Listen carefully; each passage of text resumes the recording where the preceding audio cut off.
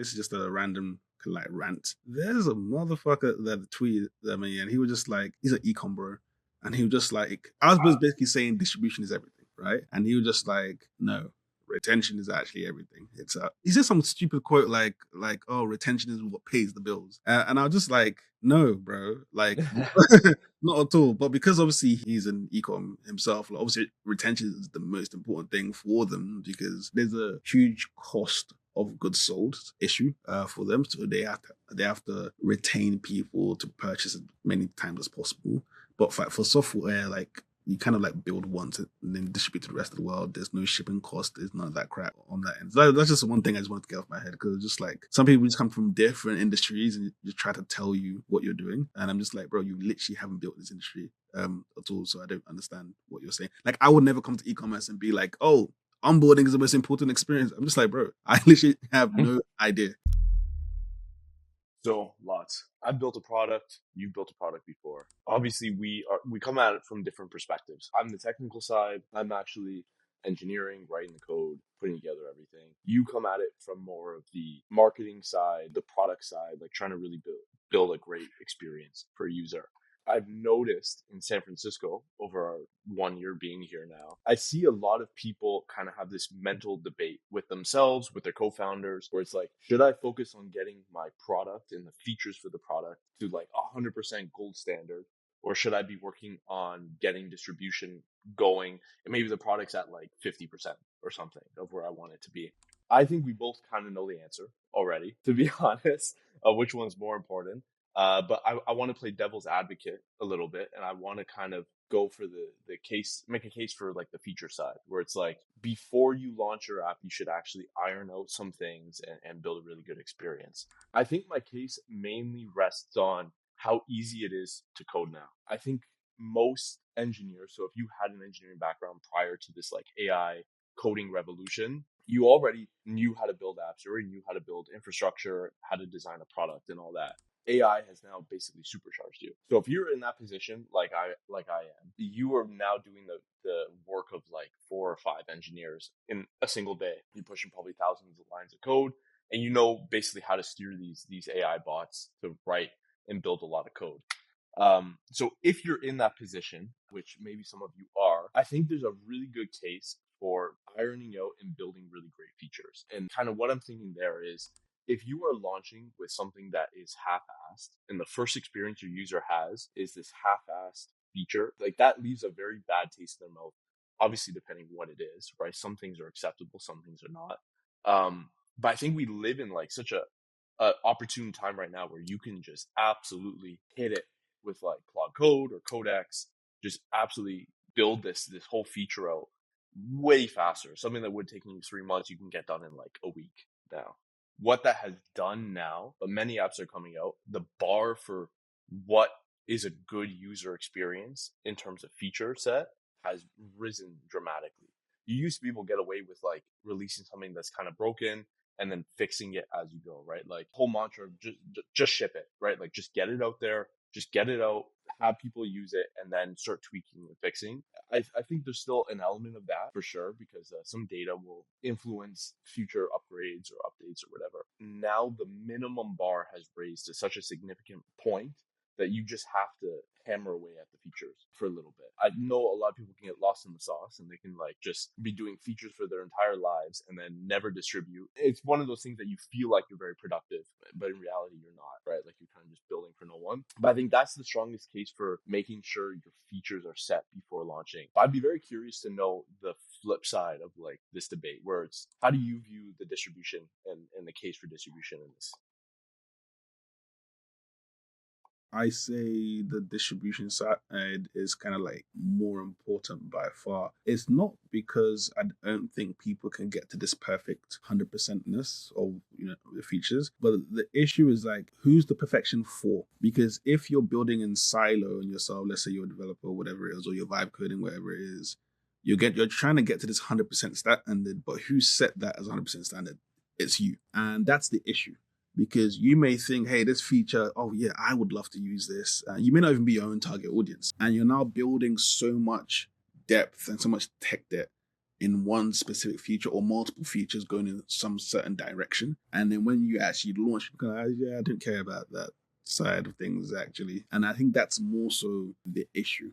It's like, yes, it's good to build to a good standard, but it's also very good to have, even in B2B, to be honest, have they call them design partners, where you kind of like, okay, they understand what you want to do and they can essentially point you in the right direction of where their pain points actually are. That's kind of like how I think about that in terms of like on the distribution side. And I think what we both know generally is like distribution, especially in B2C, helps you to be able to understand exactly what your customers want. And not because your customers are telling you, hey, this is what we want, but it's because these are the things they're reacting to, right? So you're doing a lot of UGC, you're realizing, hey, this one type of UGC keeps getting that good views on that end. That may mean that naturally people are telling me this is like the specific type of feature that they would like. That's kind of like my perspective on that. So a lot of people think, oh yeah, features are dead. I don't think that they are at all. It's just making sure that you know who you're building for and kind of like let the people know that you're building for them and then help them kind of like steer that kind of direction, I would say. So this brings in a big question, right? Where it's like when you're initially trying to get a product out there, what comes first? What do you focus on? Is it the features or the distribution? And we're not necessarily helping people by saying, you know what, it's kind of both, right? Like you have to do both. So like I know in my experience with B2B, there was always this concept of like vaporware, where you kind of, you hop on a sales call, you talk to your customer. So this is, you are talking to your ICP, right? Directly to them, and you're telling them, hey, I have this product that you may or may not have, or I have this feature that may or may not be built yet. I am going to onboard you. I'm going to have you in here, and this is a feature that you're going to be able to use, right? Depending on how they react in the call, depending if they sign the contract to agree to do it, that will then dictate whether or not you build the product or the feature or whatever. So obviously that's in B2B.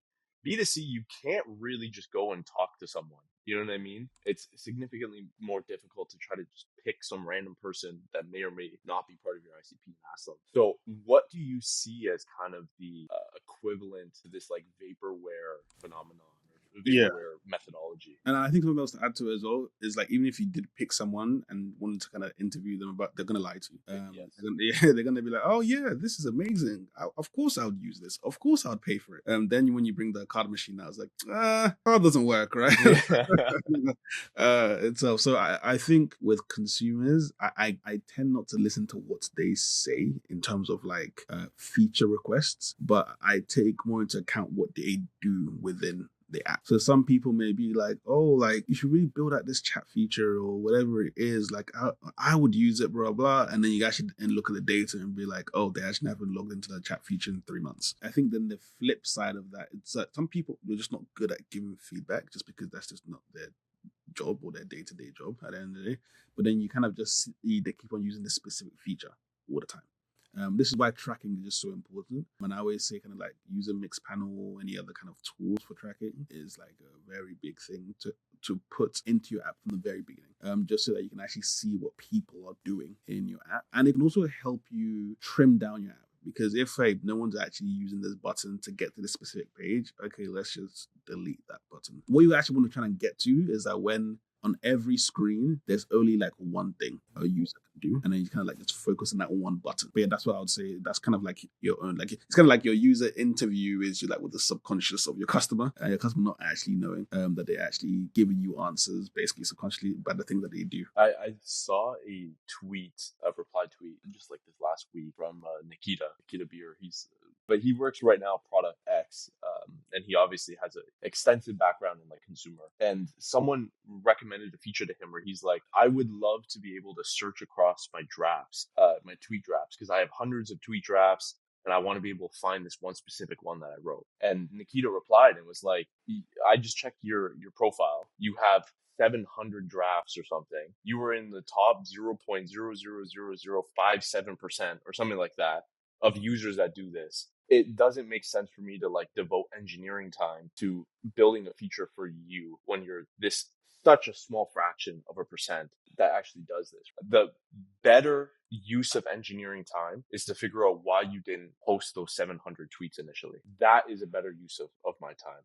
And as soon as I read that, I was like, man, this is like This is juice. If you know, this is juice. Yeah, that was sick. When I remember I saw that tweet, and some people were kind of like, "Oh, why are you dunking on your customers?" I'm just like, bro, like, because he's probably getting like 10,000 feature requests a day. It was very interesting to get an insight into how he thinks about things and just how a product person at that level kind of like thinks about things as well. So I think that was kind of like super cool, man. And now looking back at pre-screen, I know there was definitely times where we were living in the data, right? There's kind of it's also this like dichotomy of like you have to balance being very data driven and also just kind of knowing your ICP and just saying, fuck it, I'm going to do this. You know what I mean? I'm just going to release this. But there was definitely many times we looked into the data and we were like actually trying to figure out, okay, is this a good idea to build this feature, right?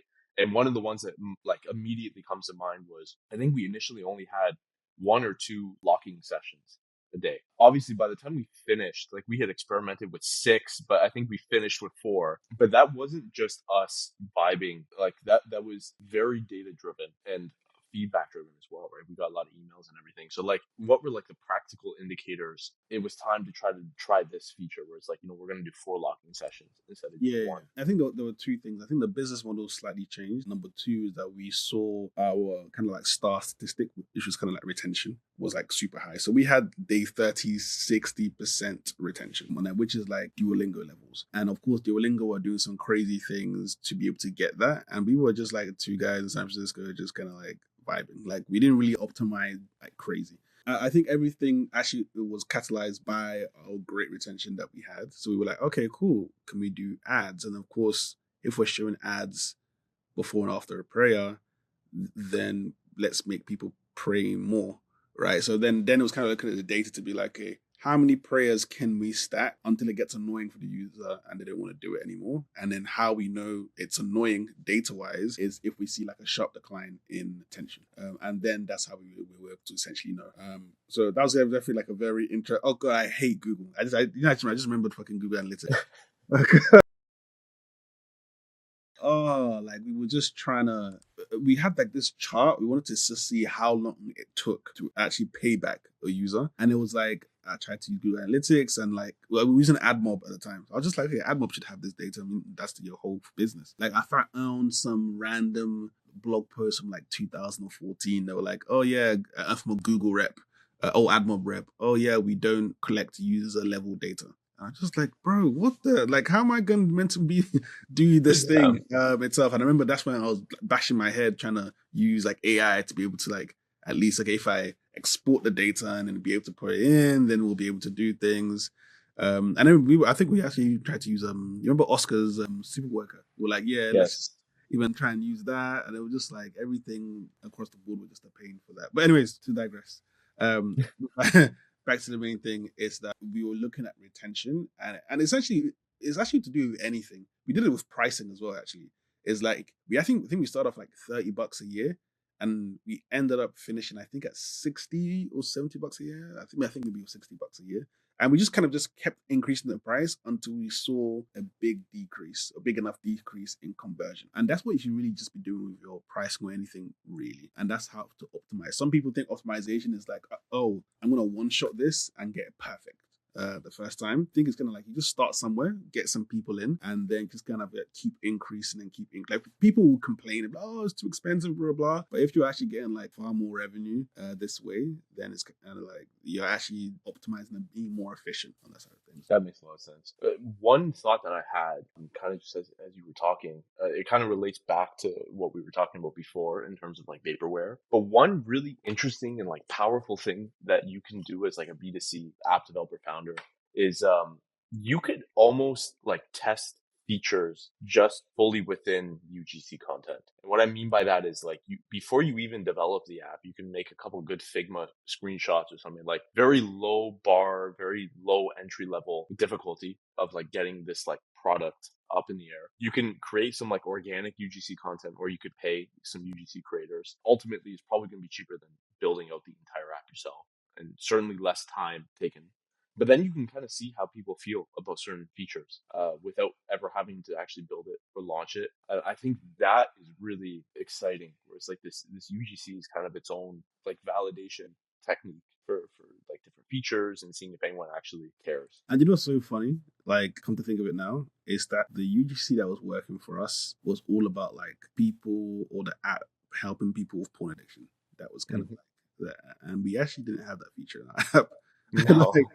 Like at all. It just came to mind just now. But yeah, that was that was definitely super interesting. Yeah, I think that that is really honestly a pretty good case for UGC just in general. Not to talk up our bag too much because obviously we're building a UGC like payments platform, but like that is a great way to validate without wasting your own time in developing out these features and everything. I think that is very interesting. That's a pretty good case, I think, for both. I know which one I believe in more, but I'm not gonna say, but I feel like we did a good like devil's advocate for both, and we kind of put it out there of like why you might want to focus on features, you might want to focus on distribution first when building out a product. So like I would love to know what you guys kind of think.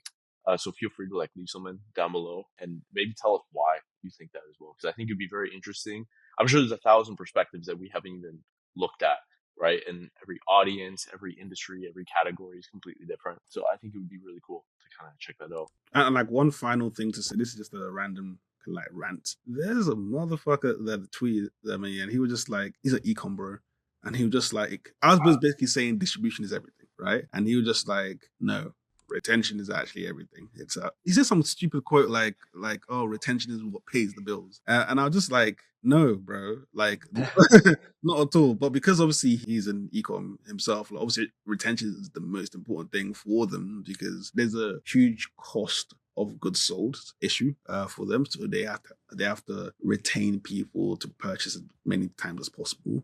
But for software, like you kind of like build once and then distribute to the rest of the world. There's no shipping cost. There's none of that crap on that end. So that's just one thing I just wanted to get off my head because just like some people just come from different industries and just try to tell you what you're doing. And I'm just like, bro, you literally haven't built this industry at all. So I don't understand what you're saying. Like I would never come to e-commerce and be like, oh, onboarding is the most important experience. I'm just like, bro, I literally have no idea. So it's just very interesting to me. Like the people who tend to have the loudest mouths about things. Like, and you ask them, okay, cool, what app have you built then? Like, let me show me your users. Like, have you had great retention, whatever? And they have nothing. And I'm just like, sharp. But yeah, that's what that's what that You wraps heard up. it here first. Todd says, "Stay in your lane."